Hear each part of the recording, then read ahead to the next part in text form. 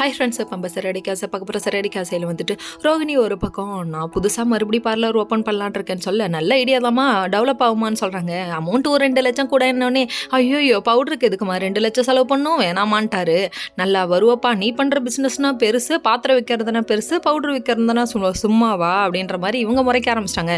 எல்லா பிஸ்னஸும் அவங்கவுங்க துறையில் அவங்கவுங்க தொழிலில் எல்லாம் கரெக்டு தான்ப்பா, மட்டம் தட்டாதையப்பா அப்படிங்கிற மாதிரி ஆயிடுச்சு. அதுக்கப்புறம் இவர் என்ன பண்ணிட்டாருன்னா, இதுக்கு பேயினா பயம் போல அப்படிங்கிற மாதிரி ஆயிடுச்சு. பேயினா பயம் இல்லைங்க, விஜயானா ஜருக்கு, அதனால தான் படம் தர மாட்டேங்குது. சரி, இது ஒரு பக்கம் இருக்குது. அதுக்கப்புறம் நம்ம ரோகிணி ஒரு பக்கம் மீனா கிட்ட போகிறாங்க. மீனா கிட்ட போனோடனே மீனா ஒரு பக்கம் எனக்கு இது மாதிரி பெரிய ஆர்டர் கிடச்சிருக்குன்னு சொன்னோடனே வயிறு ஏறி ஆரம்பிச்சிட்டாங்க. சூப்பருங்கன்னு சொல்லிட்டு அவங்க முன்னாடி சொன்னாலும் மூஞ்சி சொல்லிச்சுக்கிட்டு நிற்க, இந்த கார்டை கொடுத்து நீங்கள் போய் உங்களை மீட் பண்ணுங்கன்னு சொல்கிறாங்க. 275 வீட்டுக்கும் நீங்கள் தாங்க சப்ளை பண்ணணும் அப்படின்னு சொல்கிறாங்க. சப்ளைவான்றாங்க.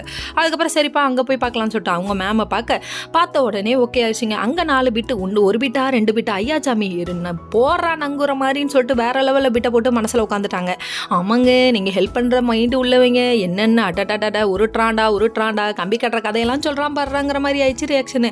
வீட்டுக்கு வந்தோடனே மீனா கிட்ட சொல்லிட்டாங்க, யாருக்கிட்டே நீங்கள் சொல்லிடுறாங்க, நான் இந்த ஆர்டரை பிடிச்சி கொடுத்தா தான் நான் சொல்லிக்கிறேன், அப்பாவது ஆன்ட்டிக்கு என் மேலே கோவம் குறையட்டும்னு சொல்ல, என்ன பண்ணாலும் என்ன மருமகளாக அவங்க ஏற்றுக்க போகிறதில்ல, அதனால் நீங்களாவது என்ஜாய் பண்ணுங்கன்னு சொல்லிட்டாங்க. இங்கே ஒரு பக்கம் மனோஜ்ட சொல்லிட்டு வீட்டுக்கு வந்து சொல்கிறாங்க. வீட்டுக்கு சொன்னே பார்க்கணுமே, மனோஜ் முகத்தில் வந்து நான் அப்பா ஆயிட்டனா அப்படிங்கிற சந்தோஷம்.